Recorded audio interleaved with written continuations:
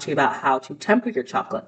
Now, tempering chocolate is a really important step to take whenever you're making desserts where your chocolate is coating something, kind of like a chocolate covered strawberry or pretzels or a chocolate bar. Now, this step is important because it ensures that your chocolate looks just better in general.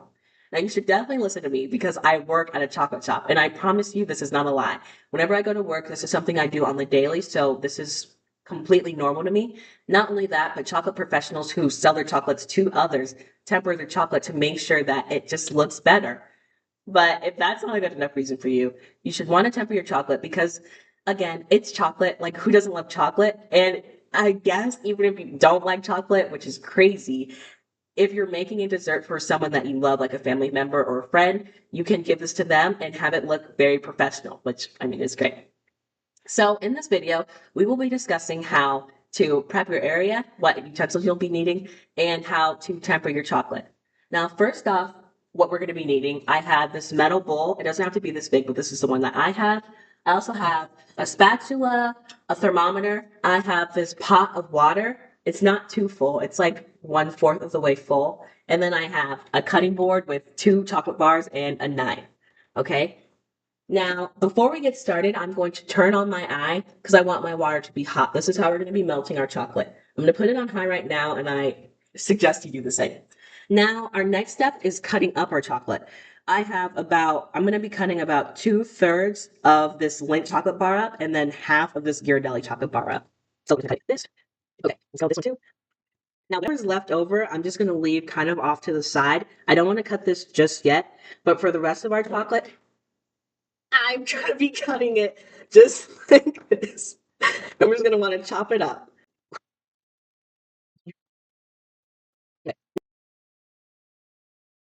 Step is actually tempering your chocolate. I moved you guys a little closer so that way you guys can get a bit of a better look. My water isn't boiling yet. It's definitely simmering, but because all the steam is coming up, this is perfect. I just want it to be hot.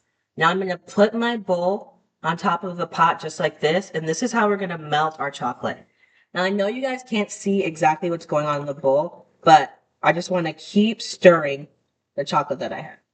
And before this is done, I'm gonna prep my thermometer to stir. Now it doesn't matter if my chocolate's all melted or not. It's what's most important is that our chocolate is gonna be 120 degrees Fahrenheit. So I'm gonna take my thermometer, I'm gonna stick it in my chocolate and see how hot it is. Let's see. Let's see. Definitely 120 degrees. So I'm gonna take it off the eye, stir it up, and I'm gonna move it over here. Okay, so I have my melted chocolate just like this. Now you guys can finally see what's going on in here. Okay, it's all melted. And our next step is to cut up the leftover chocolate that we have. I don't think I'm going to use all of this, but I'm just going to take some leftover chocolate, cut it up into smaller pieces, and we're going to want to throw this into our bowl of melted chocolate. Now we do this to cool down chocolate, which is how it ends up being tempered times, just like this. Okay, and I'm gonna go just a couple pieces of the semi-sweet, and then there's no chocolate bar I have, not too much. See, and I know that more if it's not cold enough, but I want this cool down to about 88 to 90 degrees Fahrenheit. So I'm gonna stir in that cold chocolate. It hasn't been melted yet. Mix it all up. Grab my thermometer. Mix this in.